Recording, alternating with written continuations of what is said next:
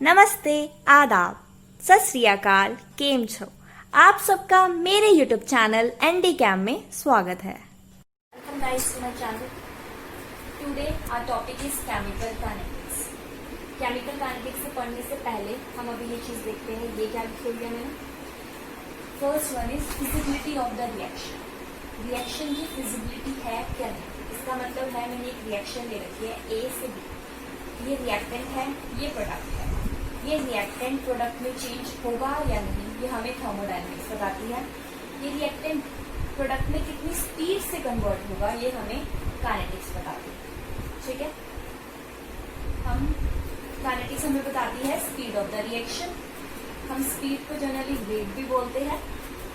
तो जो rate of the reaction होता है वो किसके इक्वल होता है? रेट का मतलब होता है change in concentration of reactant और प्रोडक्ट पर यूनिट टाइम। मतलब ए हमारा रिएक्टेंट है, जो बी में कितने देर में कन्वर्ट हुआ, या जी बी हमारा प्रोडक्ट है वो कितनी देर में हमें ए से मिला, ये क्या बताता है? हमारा रेट। रेट हमारे कितने टाइप के होते हैं? 2 टाइप्स के। One is average rate and second one is instantaneous rate. Average rate का मतलब होता है मैंने एक रिएक्शन ली, इसको मैंने 2-3 बार कराया, मान लो एक बार इसका रेट R1 आया, एक बार इसका रेट R2 आया, तो जो एवरेज रेट होगा वो इन दोनों का sum divided by 2। Instantaneous rate का मतलब क्या होता है? At a particular instant of time. मतलब मान लो पहले ये रिएक्शन मैंने ली एट time t is equal to 0, इसकी कंसंट्रेशन A है, इसकी कंसंट्रेशन 0 है, और मैंने ले लिया time t is equal to t1। t1 कुछ भी हो सकता है, 5 सेकेंड, 10 सेकेंड्स। तो जो इसकी कंसंट्रेशन है वो डिक्रीज होगी बाय x और इसकी कंसंट्रेशन इंक्रीज होगी बाय द फैक्टर x। तो इंस्टेंटेनियस रेट हमें क्या बताता है? The particular instant of time. पहले अभी हमने पढ़ा था rate of the reaction. Rate of the reaction क्या होता है? Change in concentration of reactant और प्रोडक्ट पर यूनिट टाइम। अब हम इसको फॉर्मुलेज में कैसे अप्लाई करेंगे हम वो देख लेते हैं। हमारे पास एक रिएक्टेंट था, ये हमारे पास रिएक्टेंट कन्वर्ट हो गया प्रोडक्ट के अंदर। अब हमने इस रिएक्शन का रेट लिखना है। रेट लिखने के लिए जो हम इसकी कंसंट्रेशन होती है वो हम मोलर कंसंट्रेशन लेके चलते हैं। स्क्वायर ब्रैकेट्स का मतलब ही होता है मोलर कंसंट्रेशन। अब हमने रेट लिखना है इन टर्म्स ऑफ रिएक्टेंट, तो हमने क्या लिखा? Change in concentration of reactant per unit time. ये माइनस साइन किस लिए आया? क्योंकि हमारी जो रिएक्टेंट की कंसंट्रेशन है वो with respect to time decrease हो रही है। यहाँ से देखो time t is equal to 0 था तो हमारा रिएक्टेंट तो A था और हमारे प्रोडक्ट की कंसंट्रेशन 0 थी। जैसे जैसे हमने टाइम को इंक्रीज किया हमारे रिएक्टेंट की कंसंट्रेशन डिक्रीज हुई। रिएक्टेंट की कंसंट्रेशन डिक्रीज क्यों होती है? क्योंकि रिएक्टेंट से तो हमारा प्रोडक्ट बनता है। तो रिएक्टेंट की कंसंट्रेशन डिक्रीज हुई बाय द फैक्टर x और प्रोडक्ट की कंसंट्रेशन इंक्रीज हुई बाय द फैक्टर x। इसलिए हम जो प्रोडक्ट होता है उसके रेट के अंदर साइन पॉजिटिव आता है और जो रिएक्टेंट होता है उसका रेट माइनस में लिखा जाता है। ठीक है, अभी तक हमने इस रिएक्शन का रेट लिखा, अब हम इस रिएक्शन का रेट लिखते हैं। इस रिएक्शन और इस रिएक्शन में क्या डिफरेंस है? सिर्फ जो यहाँ पे कोफिशिएंट्स था वो यहाँ पे क्या था? 1 था और यहाँ पे भी 1 था। ठीक है, अब यहाँ पे कोफिशिएंट्स है A, B, C, D। तो जो इनके आगे जो कोफिशिएंट्स होते हैं इसको हम डिवाइड में ले आते हैं रेट के अंदर। जैसे हमने इस रिएक्शन का रेट लिखना है, इस टाइम इस साइड वाली जो होती है लेफ्ट साइड वाली वो रिएक्टेंट्स होते हैं, जो राइट साइड होते हैं वो प्रोडक्ट्स होते हैं। रिएक्शन फॉरवर्ड में जा रही है। अब हम क्या लिखते हैं? इस रिएक्शन का रेट। इस रिएक्शन का रेट क्या लिखेंगे? Change in concentration of reactant per unit time. Minus sign किस लिए? कंसंट्रेशन रिएक्टेंट की डिक्रीज हो रही है, दैट्स व्हाई माइनस साइन। और जो 1/A है वो इसका जो कोफिशिएंट है उसको हम डिवाइड में लिखते हैं। ऐसे हमने इस रिएक्टेंट की कंसंट्रेशन का रेट लिख दिया, इस रिएक्टेंट का रेट लिख दिया, इस रिएक्टेंट का रेट लिख दिया, दैट्स ऑल। अभी हमने रेट निकालना सीखा था रिएक्शंस का, कैसे निकालते हैं। अब जो हमने जो इसमें रेट निकाला था, इसमें जो हमने लिया था वो कौन सा टाइप का रेट था? Instantaneous rate. इंस्टेंटेनियस का मतलब मैंने जैसे पहले बताया था eight a particular instant of time, इसलिए हम यहाँ पे D लेके चलते हैं। D का मतलब डेरिवेटिव है। और हमारे रेट किस टाइप के होते हैं? 2 टाइप्स के। One is average rate and the other one is instantaneous rate. अब हम इन दोनों के ग्राफ प्लॉट करके आपको बताते हैं। हम ग्राफ प्लॉट करते हैं concentration of reactant Y axis को लेके चलेंगे हम, और जो हमारा टाइम है उसको हम एक्स एक्सिस को लेके चलेंगे। At time t is equal to 1 हमारी जो रिएक्शन है उसका जो रिएक्टेंट है उसकी जो कंसंट्रेशन है वो क्या है R1। At time t is equal to T2 जो हमारा रिएक्शन है उसका जो रिएक्टेंट है उसकी जो कंसंट्रेशन है at time t is equal to T2 वो कितनी है R। तो एवरेज रेट क्या होता है, इन दोनों का डिफरेंस, रिएक्टेंट का difference minus of the time का डिफरेंस। हम इसको यहाँ पे ऐसे लिख सकते हैं, मान लो R2 is the concentration of reactant at time T2, R2 minus R1 by T2 minus T। अब हमें पता है कि हमारे जो R2 की वैल्यू है वो R1 से छोटी आएगी, क्योंकि हमारी जो रिएक्शन है उसका जो रिएक्टेंट है वो डिक्रीज होगा, जैसे हमने यहाँ पे बात करी, इसलिए ये टर्म हमारी नेगेटिव आएगी और इसके आगे जो हमारा साइन दे रखा है वो भी नेगेटिव है, तो टोटल वैल्यू क्या हो जाएगी, पॉजिटिव हो जाएगी, क्योंकि जो हमारा रेट होता है हमेशा पॉजिटिव होता है। ये हमने बात करी थी एवरेज रेट के बारे में। अब हम बात करते हैं इंस्टेंटेनियस रेट के बारे में। इंस्टेंटेनियस रेट का मतलब क्या होता है, at a particular instant of time. हमने ग्राफ लिया, इस ग्राफ पे हमने यहाँ पे टेंजेंट ड्रॉ कर दिया, टेंजेंट से हमारा क्या निकल जाएगा, ये स्लोप है। जो इंस्टेंटेनियस रेट होता है वो हमें स्लोप से पता चलता है, मतलब eight a particular instant of time. आपने इसमें क्या याद रखना है कि जो हमारा ग्राफ है रिएक्टेंट के लिए वो डिक्रीज होता है, और जो हमारा ग्राफ है प्रोडक्ट के लिए वो इंक्रीज होता है, क्योंकि जो प्रोडक्ट की कंसंट्रेशन है वो with respect to time increase होती है, और जो रिएक्टेंट की कंसंट्रेशन है विद रिस्पेक्ट टू टाइम वो डिक्रीज होती है। अब हम हमारा प्रोडक्ट का ग्राफ भी देख लेते हैं। यहाँ पे हमने कंसंट्रेशन ले रखी है प्रोडक्ट की और एक वाई एक्सिस, हमने एक्स एक्सिस पे ले रखी है कंसंट्रेशन में टाइम ले रखा है हमने वाई एक्सिस पे। तो at time t is equal to 1 पे जो हमारा प्रोडक्ट की कंसंट्रेशन है वो T1 है। At time t is equal to T2 जो हमारा प्रोडक्ट है उसकी जो कंसंट्रेशन है वो P2।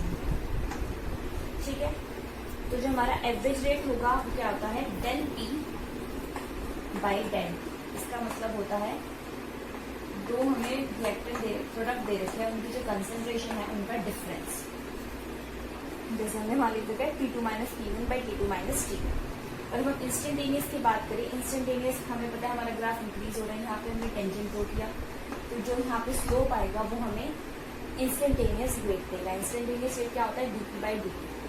डी का मतलब क्या होता है, डिफरेंशिएशन। यहाँ तो हम जो मोस्टली हमारा जो रेट इक्वेशन होती है वो हम सारी इंस्टेंटेनियस रेट लेके चलते हैं। वहाँ पे हम एवरेज रेट का यूज नहीं करते, हम डी हमेशा किससे करते हैं, इंस्टेंटेनियस रेट। दैट इज हम क्या लगाएंगे यहाँ पे D. About the rate expression, हमें ये इक्वेशन दे रखी है, अब हम इसका रेट एक्सप्रेशन लिखेंगे। इसका रेट एक्सप्रेशन हम किसके बेसिस पे लिखते हैं, रेट लो के बेसिस पे। रेट लो हमें क्या कहता है, जो हमारे रिएक्टेंट की कंसंट्रेशन होती है उनका प्रोडक्ट, ए और बी हमारे क्या है, रिएक्टेंट है, तो उन दोनों के रिएक्टेंट की कंसंट्रेशन का product raise to some power which is x और y, which is equal, may और may not be equal to a और बी। ए और बी क्या है, स्टोइचियोमेट्रिक कोएफिशिएंट है of the balance chemical equation. तो यहाँ से एक बात आती है कि जो आपका x है वो a के इक्वल हो भी सकता है और x है वो a के इक्वल नहीं भी हो सकता। ऐसे ही जो y है वो b के इक्वल हो भी सकता है और जो y है वो b के इक्वल नहीं भी हो सकता। हमें ये क्या कौन देता है, रेट लो। हमें पता है अभी तक हम जो रेट लिखते थे उसको माइनस dr बाई dt लिखते थे, ये और क्या होते हैं, differential rate equation.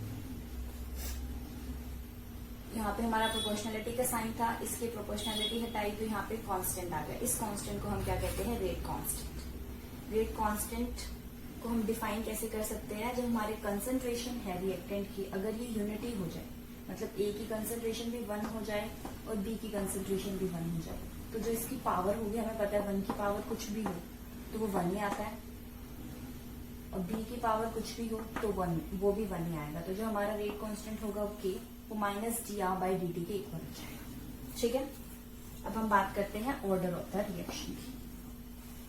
Order of the reaction हमारा किसके इक्वल होता है, sum of the powers to which the concentration terms are raised in rate law equation. तो जैसे हमारा ये हमारे पास हमारा क्या है,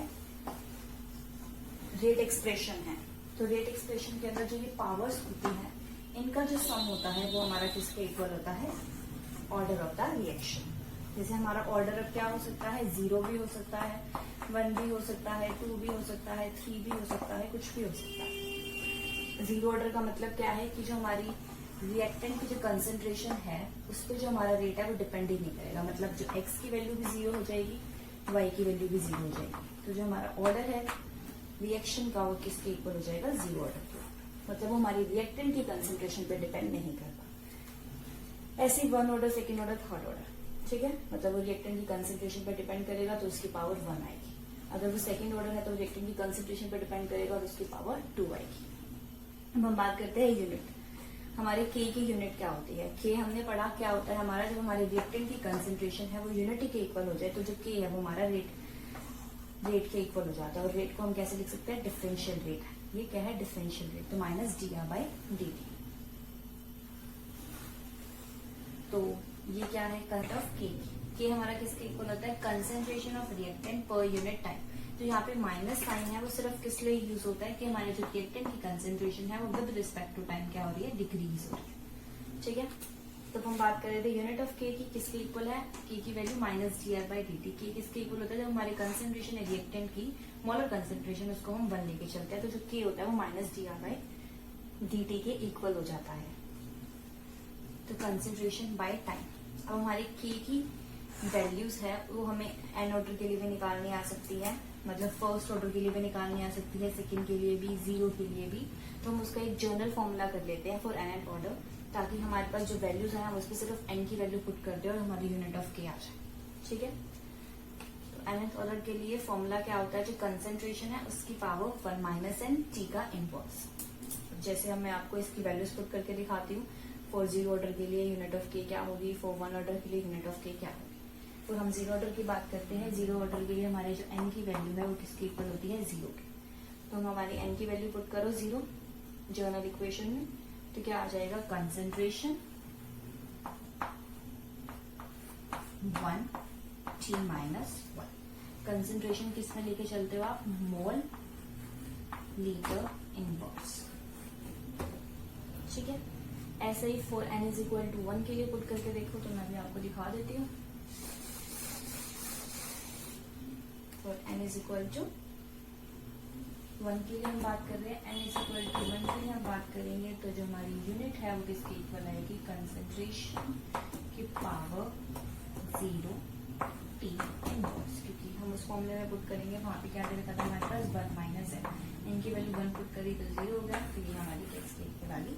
for n is equal to 1 हमारी यूनिट इसके इक्वल आ गई। ऐसे आप for n is equal to 2 निकाल सकते हो, n इज इक्वल टू 3 के लिए भी निकाल सकते हो, बस n की वैल्यू पुट करनी है। बस आपको याद रखना है कि कंसेंट्रेशन, कई बच्चे ना यहाँ पे कंफ्यूज हो जाते हैं कि कंसेंट्रेशन की पावर n माइनस 1 थी, नहीं, कंसेंट्रेशन की पावर क्या है हमारे पास, 1 माइनस n है। बस ये याद रखनी है कि 1 माइनस n, क्योंकि मोस्टली बच्चे यहाँ कंफ्यूज हो जाते हैं और फिर आगे जाके क्वेश्चंस गलत कराते हैं, ठीक है। आज का हमारा सारा टॉपिक यहीं खत्म होता है। Thank you so much for watching. Thank you.